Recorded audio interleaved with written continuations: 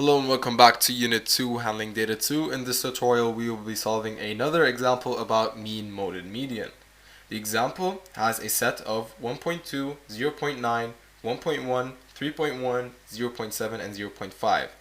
The mean is their sum divided by their number, and their number is 6. So let's go ahead and add them. The total is 7.5 divided by 6, which gives us a 1.25, and that's our mean. Now, for the mode, it is the most occurring element out of the whole set, which is basically not existent. And why is that? Since all elements occur once. Now, for the median, first thing we're going to have to do is to arrange them in ascending order, which is 0.5, 0.7, 0.9, 1.1, 1.2, and 3.1.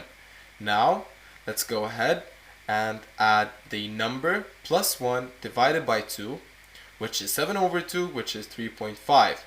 3.5 is basically between the third and the fourth value. So let's go ahead, extract the third and the fourth value, add them, and divide them by 2. The third and the fourth are 0.9 and 1.1. Add them together, you're going to get a 2. And then divide the 2 by 2, which gives us a 1.